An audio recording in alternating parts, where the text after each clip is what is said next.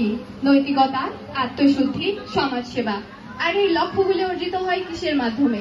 উত্তর একটাই, কর্ম। ধর্ম যদি দর্শন হয়, কর্ম তার প্রয়োগ। ধর্ম যদি অভ্যন্তরীণ উপলব্ধি হয়, কর্ম তার বহিঃপ্রকাশ। ধর্ম যদি বিশ্বাস হয়, কর্ম তা প্রমাণের উপায়। ধন্যবাদ মাননীয় মডারেটর, আমাকে এই মহান মঞ্চে কিছু বলার সুযোগ দানের জন্য। সেই সাথে বিজ্ঞ বিচারক মন্ডলী, সম্মানিত অতিথিবৃন্দ, আমার প্রতিপক্ষ বন্ধুগণ ও উপস্থিত সবাইকে জানাচ্ছি জগন্নাথ প্রীতি শুভেচ্ছা। আমার দলের প্রথম বক্তা যখন ধর্ম ও কর্মের সংজ্ঞায়ন করে গেলেন, তখন বিপক্ষের প্রথম বক্তা মঞ্চে উপস্থিত ছিলেন ঠিকই, কিন্তু তার মন হয়তো অন্য কোথাও ছিল। তাই তিনি ভিন্ন ভিন্ন সুরে একই কথা বারবার প্রমাণ করে দেওয়ার চেষ্টা করলেন যে স্বধর্ম পরিত্যাগ করে ভগবান তার শরণাগত হওয়ার নির্দেশ দিয়েছেন। বিজ্ঞ প্রতিপক্ষ, স্বধর্ম বলতে আপনারা কি সদ্ধর্ম পরিত্যাগ করার কথা বলেছেন?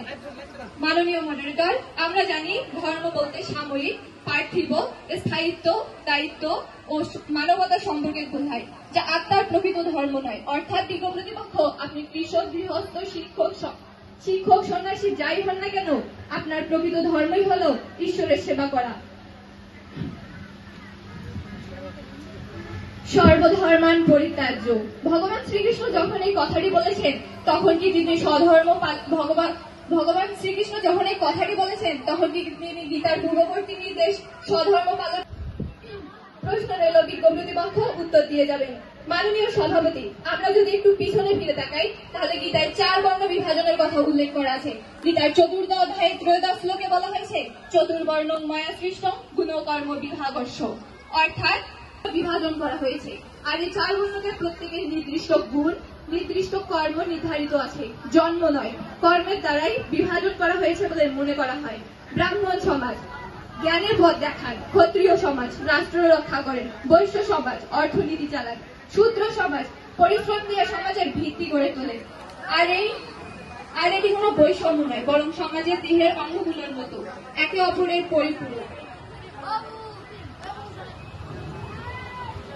4 বর্ণ শুধুমাত্র কর্ম বিভাজন প্রক্রিয়া নয়, এটি সমাজের সুশৃঙ্খল জীবনযাত্রার জন্য গুরুত্বপূর্ণ।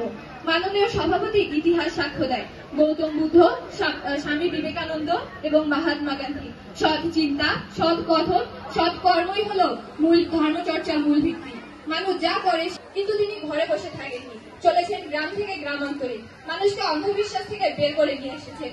স্বামী বিবেকানন্দ ধর্মের ব্যাখ্যা দিয়েছিলেন, কিন্তু তার পুরো জীবনটাই ছিল সেবামূলক কর্মে নিবেদিত।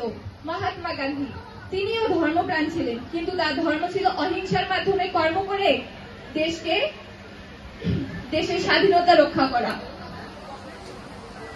আজকাল মানুষ ধর্মের নামে কর্মকে এড়িয়ে চলে। সমাজের একটি প্রচলিত কথা হলো ভগবান সব ঠিক করবে।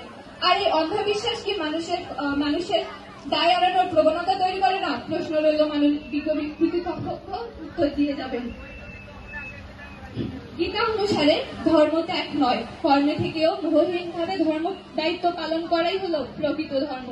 মাননীয় সভাপতি, মহাভারতে ভগবান শ্রীকৃষ্ণ রাজনীতি, কূটনীতি ও ধর্মযুদ্ধে অংশ নেন।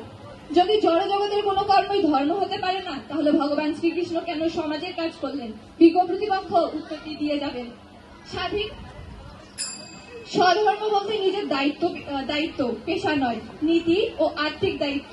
ভগবদ গীতায় স্বধর্ম বলতে নিজের চরিত্র, স্বভাব ও ন্যায্য দায়িত্ব অনুসারে যে কাজ সৎভাবে করা হয় সেটি বুঝেছেন।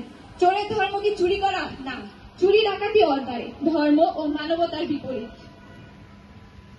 আপনারা বলেছেন ভগবানের উপাসনাই ধর্ম, কিন্তু একজন মা যখন সন্তানকে দুগ্ধপান করান, একজন কৃষক যখন হাজারো মানুষের জন্য ফসল ফলান, সেটা কি ভগবানের সেবা নয়? বিজ্ঞ কর্তৃপক্ষ, আপনারা কি বলবেন? সেটি ধর্ম নয়? সম্মানিত সভাপতি, ধর্ম কোনো পুঁথিগত বিষয় নয়, এটি প্রতিদিনের আচরণ, আমাদের দায়বদ্ধতা, মানবতা, সেবা ও কর্মের মাধ্যমে প্রকাশ পায়। ধর্ম যদি আত্মার আহার হয়, কর্ম তার হাতিয়ার। ধর্ম যদি বিশ্বাস হয়, কর্ম তার বাস্তবায়ন। তাই বলতে চাই, কর্মই ধর্ম। এই নীতি গ্রহণ করে একটি দেশ উন্নত হয়, একটি সমাজ গড়ে ওঠে, একটি মানুষ প্রকৃত মানুষ হয়ে ওঠে। ধন্যবাদ মাননীয় সভাপতি, ধন্যবাদ সবাইকে।